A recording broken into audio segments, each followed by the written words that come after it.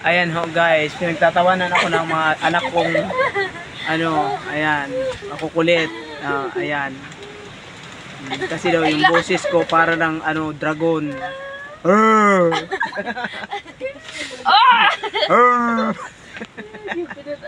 Tinatawanan nila ako kasi daw para kung lalaking na walang Hi. Anong boses ko? Ha?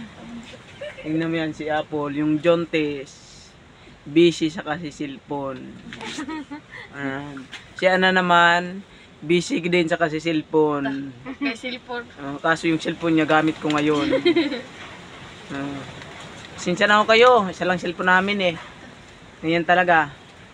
Nangyayari talaga yan. Nagsaing ka na doon. Ay, nasiniptima na. Nagsaing ka na? Magluto ka ng ulam. Bilisan mo. Kailangan ang mga anak naman ang magluluto. Pag may trabaho ang mga magulang nyo, kayo naman mag-asikaso kayo dito sa bahay. Para pag uwi ng mga magulang nyo, kakain na lang. Kasi busy din yun sa trabaho. Naintindihan nyo ba? Mga class. Naging teacher. Ako dati, yung bata pa ako, pag uwi ng nanay ko, malinis ang bahay, may sinaing. Wala na silang problema, pagkain na lang. Kita mo, pag sinasabihan, wala lang yun sa mga isip nila. Kasi mga tamad. Buntis orte yan. Saka na yan sila gagawa kapag sumigaw na ako kasi boses ko pala. Pag utos lang ako ng utos, alam mo na yan. Pag alam nila na yung boses ko para ng para ng sumasabog na, saka na yan gagawa. Tingnan mo yan. Pero mababait naman ho yung mga anak ko na yan. Sobrang bait. Lalo yan, yung nakapula na yan. Nako. Sobrang bait talaga ng anak ko na yan.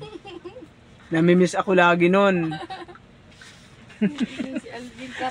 Tapos pag pinapadala ko ng damit, kapag lumalabas kami, pinapadala ko doon sa gitnang damit, laging nagdadala agad yan. Kaya pagpasok ko dito sa bahay, nakatapis lang ako. Tingnan mo yan, dalawa na yan. Kasi paglabas ho namin, kailangan ho magdala kami ng damit sa gate kasi pagbalik maliligo ho kami. Bawal dito pumasok pag hindi ka bagong ligo. Kasi mabaho ka. At saka bawal talaga din dito. Kasi yung sa manok namin. Manok ba? Ito nga mo paggawas. Mo paggawas, kailangan magtarabado. Panapton ba? Panapton. Panapton. Kaya pagbalik na mo maparigo para malinis. Kaya namong kamanukan na naman. Amo giprotektahan. Sa ML? Purya usog.